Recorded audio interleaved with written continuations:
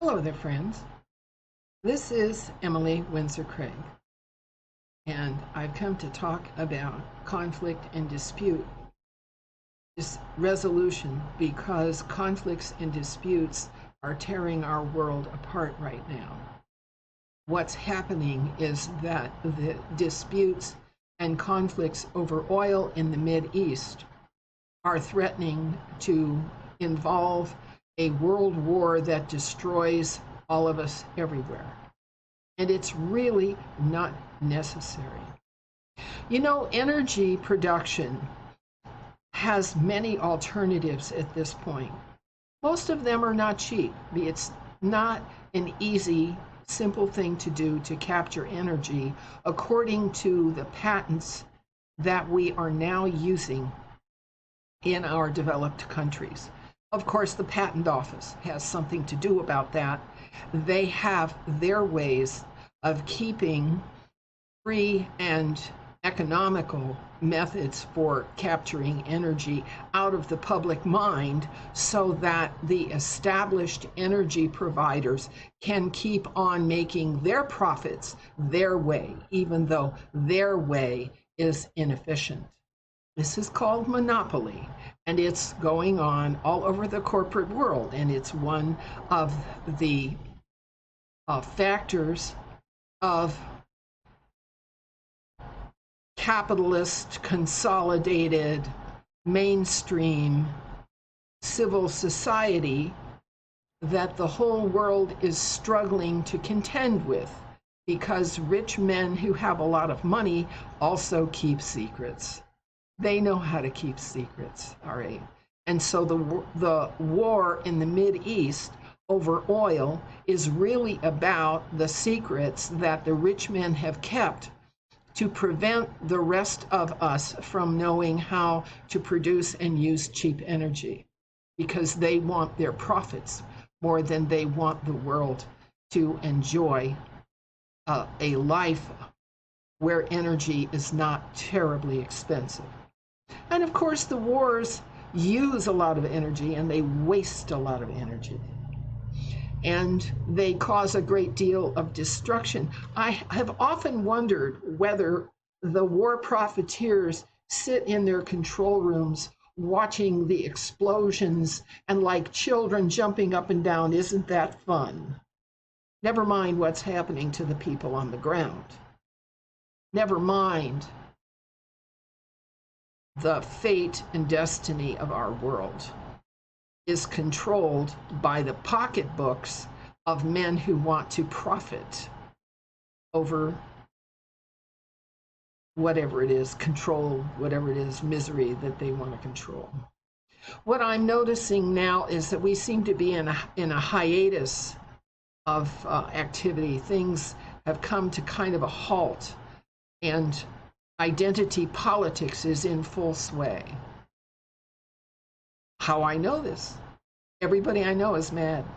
Everybody's furious. In the family, some people are scapegoated. They've got the wrong ideas. They don't belong to the wrong party. They don't meet up with expectations. And everybody's at everybody else's throat because nobody has the politically correct or the socially correct idea. Well, as you know, the entertainment industry and the public media all benefit and profit on conflict. That's their business, baby. All right? They also profit on the treaties that were signed with ETs by Presidents Eisenhower and Bush Jr. in 1954, 64, and 2005. All right, and what is in those treaties, as was reported by William Cooper and Phil Schneider and others, is that abducting people by ETs is okay, all right, and the United States loses 40,000 people each year completely, they just vanish, all right, and the humans can be used for experimentation, all right, and body parts marketing, all right? And so people are being killed for their body parts, okay? Slavery, all right? People are taken and enslaved somewhere. And this is all part of the treaties and the Uniform Commercial Code, corporate statutes, and trade treaties. And it's all legal. Slavery is legal. Debt slavery today encompasses the whole developed world. We are all staggering under debt. And that's because our monetary system is a debt-based system. Okay? So if you want anything, you have to go into debt for it. There's very little initiative to find a way to save value. And this is a game they're playing against us. The energy cartel is a game they're playing against us. The profligate sex movements to teach our children about masturbation and homosexuality at the age of 5 in the United States and Northern Europe is a game because it's profitable. Okay? Prostitution is now legal. Lotteries are legal. Protection rackets. The whole insurance industry is one big protection racket. And protection rackets come in different cultures. A protection racket in the United States is a jizya in Islam, all right? And what we call perjury is taqiyya in Islam, all right? And what we call proxy wars, okay, is jihad in Islam, all right? And so the behavior of the leadership of the civilized and uncivilized worlds is stooping to conquer by culling huge populations, by poisoning us, fluoride and chlorine in the water, by chemtrails, heavy metals, and biologicals in the air, by GMO seeds that poison the intestines of the livestock that we feed to eat, all right? Corporations are the ones who are responsible for the unstable weather. It's not you and me.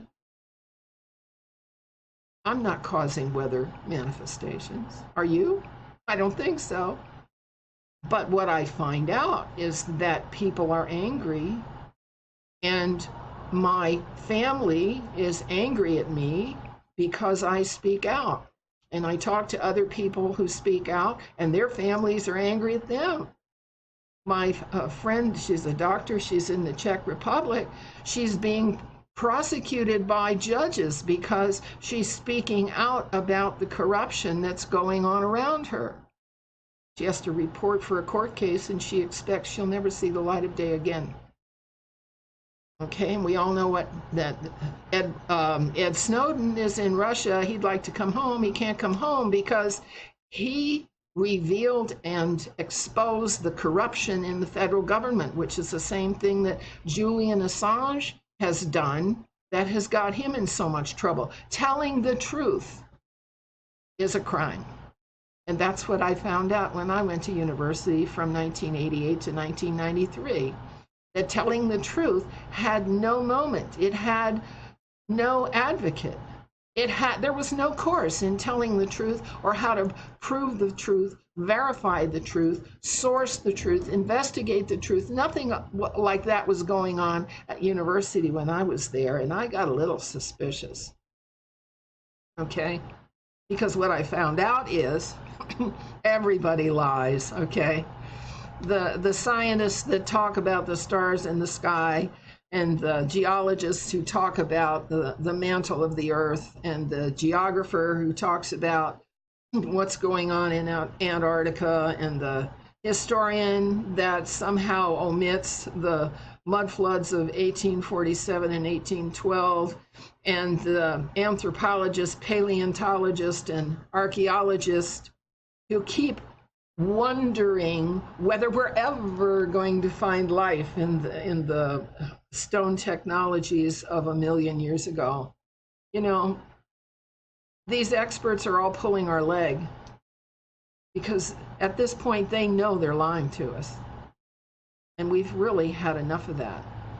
And what's happening is we're taking it out on each other rather than confronting the war profiteers and the drug profiteers and the arms profiteers and the chemical profiteers. And so what I've come to say today is to plead with people to stop believing that war is necessary because it's going to affect more than your country.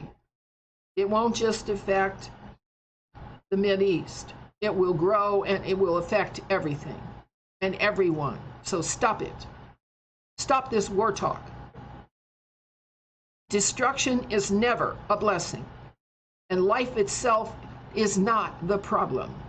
And culling and killing and bombing does not fix anything. In fact, what it says is that the leaders of countries who have to kill, cull, and bomb are so ignorant and so stupid, they do not know how to settle issues or solve problems.